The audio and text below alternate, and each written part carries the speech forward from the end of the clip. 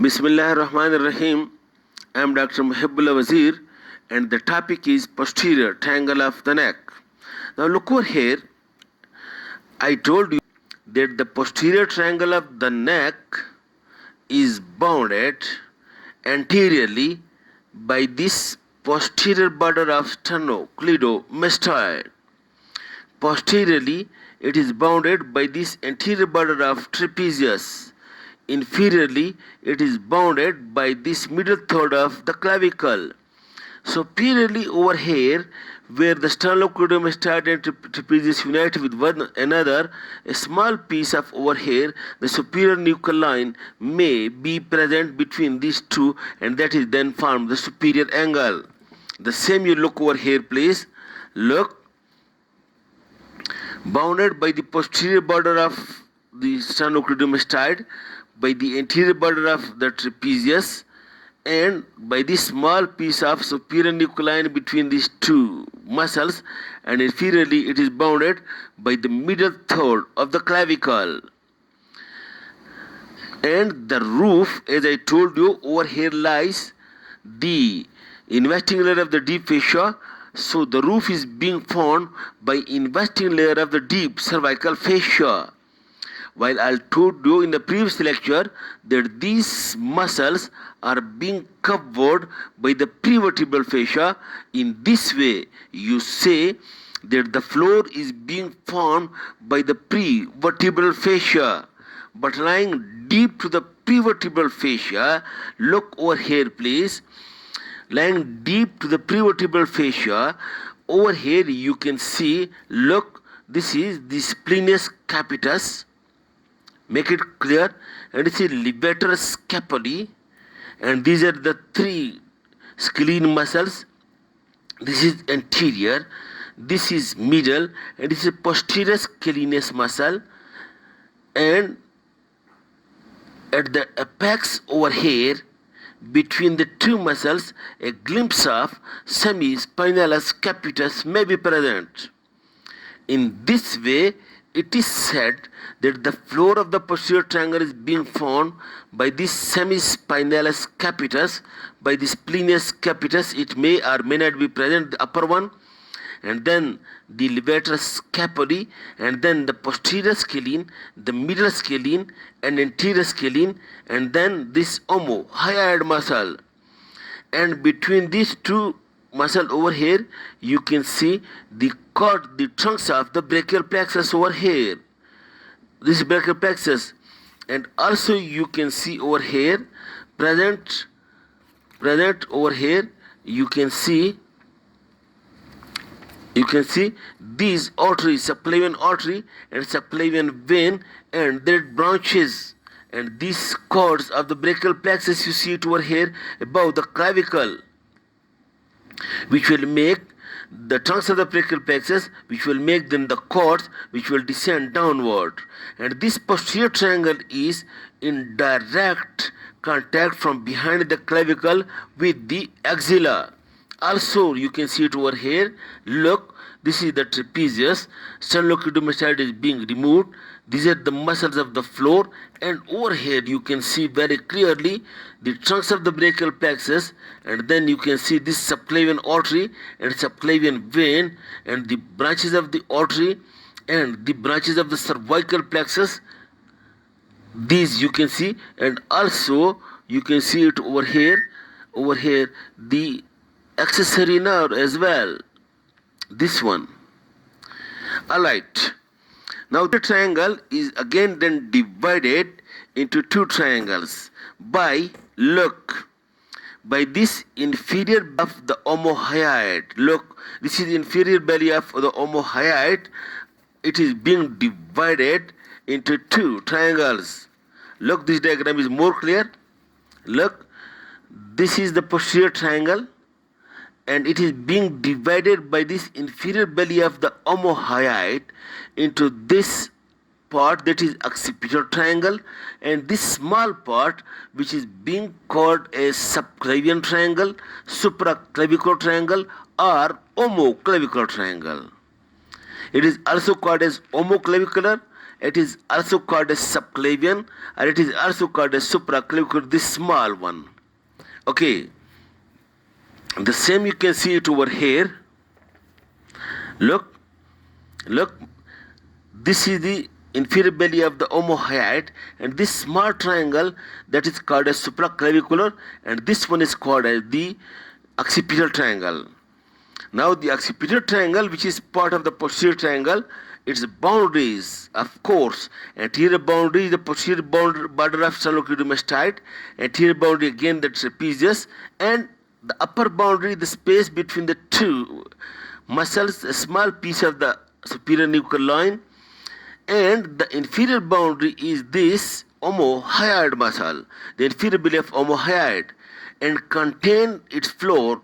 Number one, you can see the splenius capitis, a glimpse of semispinalis capitis may also be present, levator scapulae, and then the three scalene muscles are maybe the two scalene, and the anterior one is being included lower down.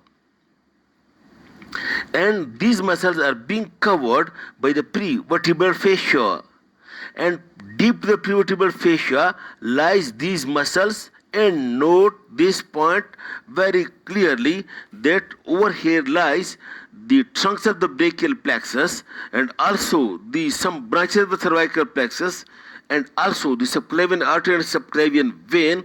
That's why note the point while operating over this area.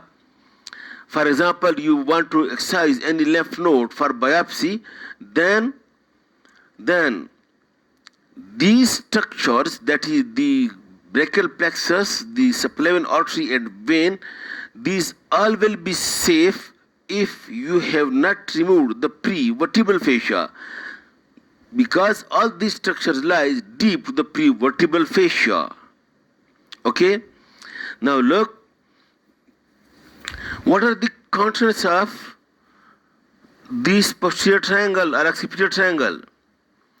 Note the point that I told you, that the trunks of the brachial plexus, then the subclavian artery and subclavian vein, all these lies behind the prevertebral fascia, but still people say that these are the contents of the posterior triangle, that is the trunks of the brachial plexus, the subclavian artery and its branches, the subclavian vein and its tributaries, considered to be the contents of the occipital triangle or the upper part of posterior triangle.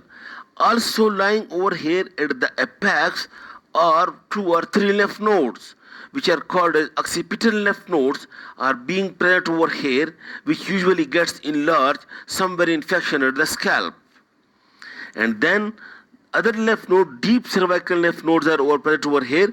They are actually the group of the deep cervical lymph nodes or supraclavicular lymph node present in the lower part of the occipital triangle, or in the supraclavicular triangle, the deep lymph nodes are also present over here.